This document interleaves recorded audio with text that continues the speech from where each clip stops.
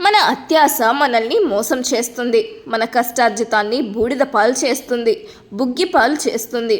మోసాలకు పాల్పడే వాళ్ళు, మనల్ని మోసగించాలనుకునే వాళ్ళు సెలబ్రిటీలని ముందు పెట్టి మనల్ని ముగ్గులోకి దించుతారు. మనం రోజు చూసే సెలబ్రిటీలే కదా, మనం ఆరాధించే సెలబ్రిటీలే కదా వారు ప్రమోట్ చేస్తున్నారంటే, వారు ఆ సంస్థ వెనుకున్నారంటే సామాన్య ప్రజలకు అదో భరోసా ఫీల్ ఉంటుంది.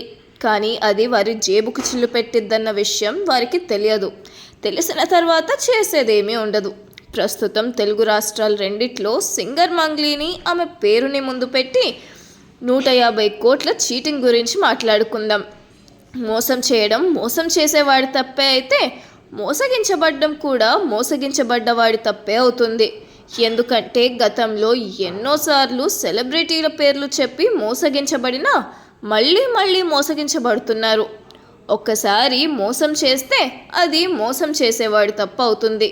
అదే పదే మోసం చేస్తే అది మోసగించబడ్డవాడి తప్పే అవుతుంది. ఇక సింగర్ మంగ్లీ విషయానికి వస్తే, ఆమె సన్నిహితులతో కలిసి పేద ప్రజల నుంచి మైక్రో ఫైనాన్స్ పేరుతో ఇన్ఫ్రా, హాస్పిటల్స్, స్కూల్స్, పబ్స్ నిర్మించి లాభాలు తెప్పిస్తామని, ₹1కి 10 రూపాయలు ఇస్తామని రాయలసీమ జిల్లాలో హైదరాబాద్లో కోట్ల డబ్బు వసూలు చేశారు. ఈ వ్యవహారంలో ప్రత్యక్షంగా మంగ్లీకి ఎలాంటి సంబంధం లేదే అనుకుందాం. అలా అయినప్పుడు ఈ విషయం గురించి తెలియగానే సింగర్ మంగ్లీ తన పేరు చెప్పిన తన సన్నిహితులు 100 కోట్ల డబ్బులు వసూలు చేస్తున్నారని పోలీసులకు ఎందుకు ఫిర్యాదు ఇవ్వలేదు?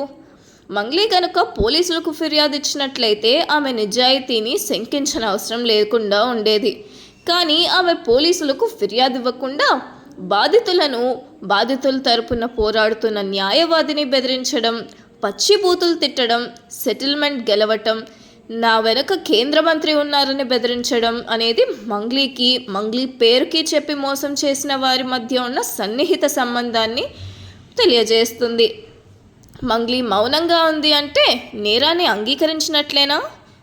ఎంత కష్టపడి రెక్కలు ముక్కలు చేసుకుని కూడబెట్టిన డబ్బు ఇలాంటి మోసగాళ్ల చేతుల్లో మోసపోయే సామాన్యుల వల్ల వారి బాధలు ఎవరికి పడతాయి?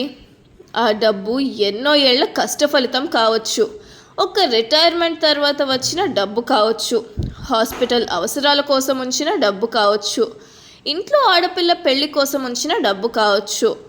ఒక్కో మోసపోయిన వ్యక్తి వెనుక ఒక్కో కథ ఉంటుంది. ఆ కథ వెనుక ఓ వ్యధ ఉంటుంది.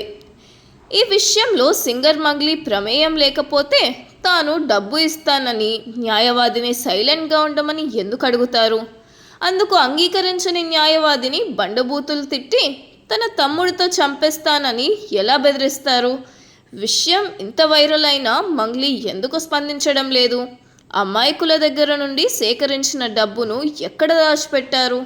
దీని వెనుక ఎవరైనా బడాబాబుల పాత్ర ఉందా అన్న విషయాలు నెగ్గు తేలాలి. ఇక బలగం దర్శకుడు వేణు పేరు కూడా ప్రస్తావనకు వచ్చింది.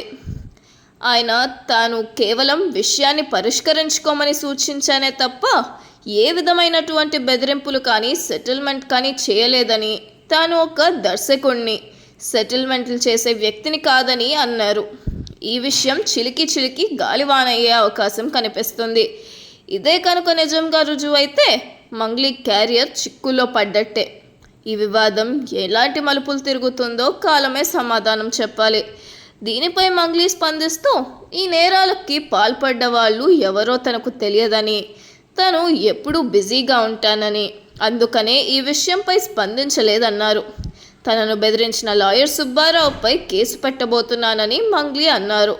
లాయర్ సుబ్బారావు 10 లక్షలు డిమాండ్ చేశారని మంగ్లీ ఆరోపించారు. మరిన్ని విషయాల కోసం స్టే ట్యూన్డ్.